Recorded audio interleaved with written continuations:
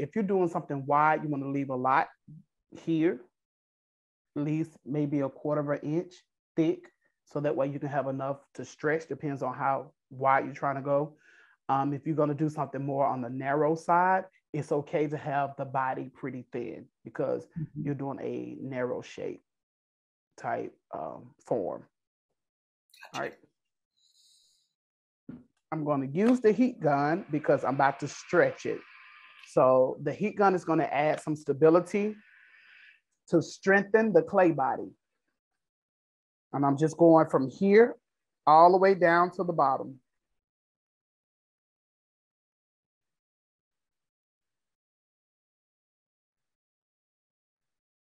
I'm going to do the same for the inside from here and guiding the heat down towards the bottom. This is just to take some of that water out. Like I said earlier, we need water when we're throwing, but the more water you have to the piece, it's going to make the walls weak.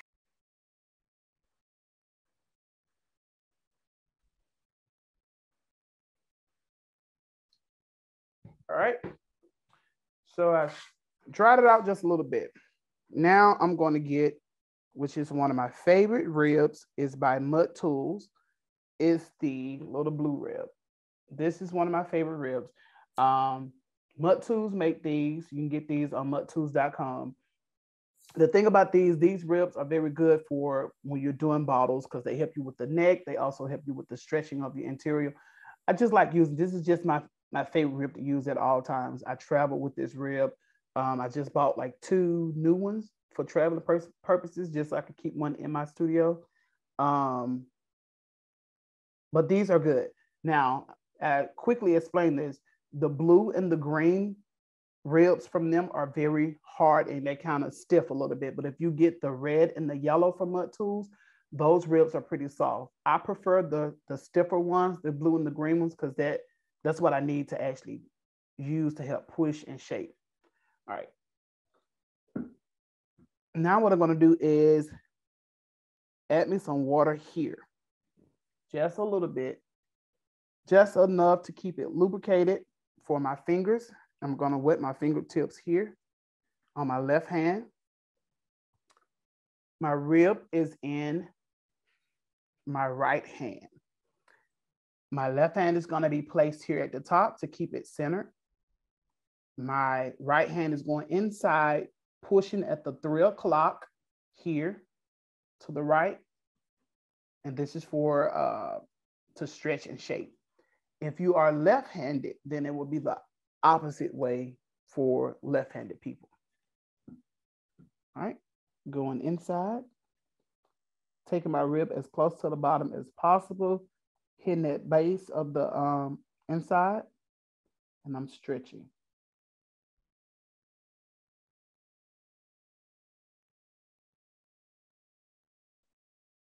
All right, as you can see, I'm grabbing slip, taking that slip off.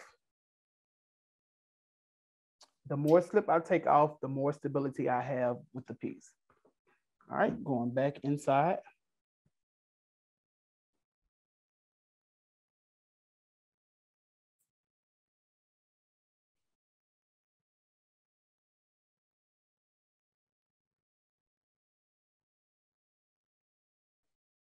Take some more of that slip off.